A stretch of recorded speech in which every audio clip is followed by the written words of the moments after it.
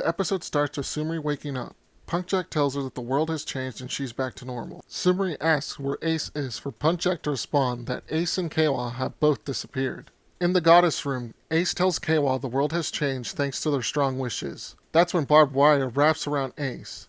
He says this is the price for changing the world and that he's becoming a complete god of creation. The VIPs are mad they didn't get the bad end they were promised. Jit tells them not to worry, that they will get a bad end. Kekra comments that they don't have a goddess anymore.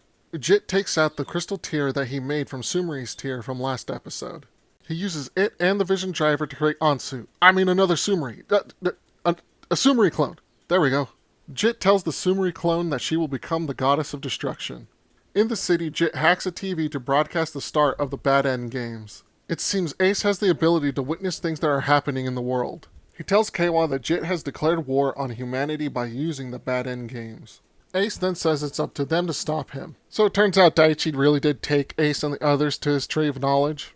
Daichi discovers that it's reverted back to normal, and all the memories he got are also back. Beroba and Kekra show up to take the tree knowledge for themselves. Daichi doesn't want to give up his tree, making Beroba and Kekra transform to take it by force. They beat up Daichi a little to activate a finisher. Finally! Do we finally see Daichi die? Oh, come on! Buffa and Neon end up saving Daichi. They fight Beroba and Kekra, ending it with a cool combo finisher. It's actually surprising that they can fight really well together. Buffa and Neon have taken Daichi to Ace's DGP lounge. Daichi asks why they saved him. Buffa tells him his life was secondary while Neon says he knows how to save Sara. Daichi says he can't, making the man who wants smoke, Buffa, to grab him by the collar. Daichi tells him and Neon that Beroba and Kekra took the Tree of Knowledge from him. At the Tree of Knowledge, Beroba and Kekra meet with Ansu Sumri. Ansu Sumri asks Beroba what her wish is. Beroba wants to use the Tree of Knowledge to create a super Jamato that will destroy the world. Ansu Sumri tells Beroba she must partake in her gleam to grant her the wish. She holds Beroba's hand for them to glow for the process of the wish to begin. Neon asks Daichi how they can save Sara. He tells her that if they can get the Tree of Knowledge back, he will help them. Buffa pushes Daichi for him to warn Neon and Buffa that facing the two supporters will be dangerous because of the premium cards. Buffa doesn't care and that he will crush them. He starts to leave alone for Neon to speak up. Buffa tells Neon that this is his fault and he has to settle it. That Neon needs to stay out of it and this is between him and Kawa. He finishes by telling her to watch over Daichi. While heading to the Tree of Knowledge, Michinaga thinks about the time he killed Sara. Then right after that, telling Kawa he killed her. Michinaga Uzuma is ready to give up his life. In the goddess room, Ace tells Kawa that everyone is doing their best to save Sara.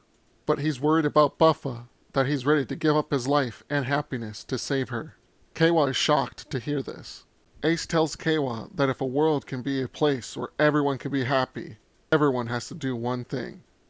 Even if we hate the sins people commit, we must never come to hate people themselves. Ansu Sumri is turning the Tree of Knowledge into a Jamato when Buffa shows up. He tells Beroba that this world isn't her toy and he's tired of seeing her. It's time for them to settle things. Beroba mocks him for trying to be a hero again, reminding him of all the sins that he's committed. Buffa doesn't care if he's forgiven, as long as he crushes what needs to be crushed. Seriously, Yuya Takahashi just loves butsu butsu. Like, first it was Fuwa,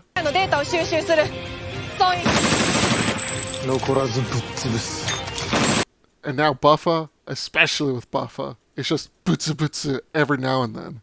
Fuwa kind of turned it down later at the end of the series, but with Buffa, just butsu butsu any chance he gets.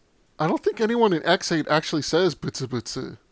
I think it's only in 01 and Geats. Also, I think butsu butsu translates to I'll crush you or I'm gonna crush you. Just something with crushing. Anyways, let's get back to the episode. Buffa and Beroba are in a gorge? I'm gonna say gorge. They take out their drivers to transform and to start the fight. Back at Ace's DGP lounge, Daichi tells Neon that Buffa is a miserable sight because he chooses the path of his own misery to stop misery in the world. Neon tells him that he won't be miserable for long. Daichi retorts, even after all the sins he has committed. Neon answers that isn't the type of world Ace is striving for. Ace speaks to his mother, telling her that he will make his ideal world a reality. She isn't there, by the way. It's just, when someone dies, you kind of pretend you're talking to them. Or in some religion, you are talking to them, it's just that they can't speak back. Back to the Buffa and Beroba fight. It's a CG battle, but it's actually not that bad by TV standards. A lot of people are going to get annoyed by this, but this fight is actually better than the Neon and Beroba fight. Beroba hits off Buffa for him to hit the ground. Beroba tells him she now knows what type of despair to give him. Dying a pointless death without achieving his goal. Beroba flies up for 3 giant boulders to float in the air. She tosses them at Buffa and it seems like he's going to get crushed, but Buffa is able to cut them in half. They both activate a finisher. Beroba's gun charges with energy as she dives forward towards Buffa. Buffa is tossed in the air by some zombie hands. He extends his leg into a rider kick to clash with Beroba's attack. It seems like Beroba is going to win, but the Jaw Machine Fever Buckle appears on Buffa's driver, giving him the power to defeat Beroba. Beroba is lying on the ground, surprised that Buffa still has his Jaw Machine powers. She tells Buffa that he will join her in the same grave someday while disappearing. I think that's what she means because the subs say, "I'll join you," like she isn't currently dying right now. Maybe she isn't and she's just being teleported back into the future. I'm not sure. Or maybe it's just one last jab at Buffa being like, "Hey, you didn't really defeat me." But I don't know. I really don't know. Buffa responds that she should wallow in her despair on her own, since it excites her so much. Kekura shows up with Ansu Sumri, shocking Buffa. Ansu Sumri says that Beroba's wish cannot be completed now that she's gone. Kekura slots his premium card in his driver, getting ready to kill Buffa. That's when Keiwa runs up, pushing Kekura out of the way, saving Buffa. Keiwa gets up and runs to check on Buffa. Buffa apologizes for killing Sara, and Keiwa apologizes for not believing in them. Kekura is mad that Keiwa isn't his Kamen Rider, the sorrowful one who wears a mask. Keiwa tells him he's no longer his pawn. An angered Kekura tells Keiwa he has a bad end prepared for him.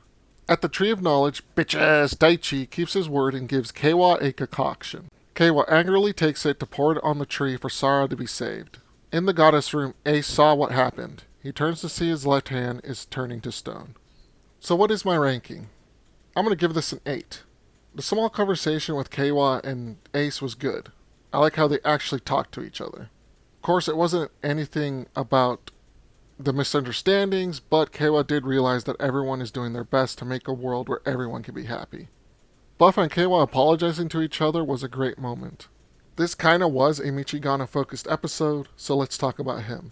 Everyone thought that he did so much bad that he couldn't be redeemed, but now we know why he did all those things. He will take the path of misery to stop misery from happening. He saw his best friend die by the hands of other riders. He wanted to put an end to every rider so no one else can feel the pain he felt.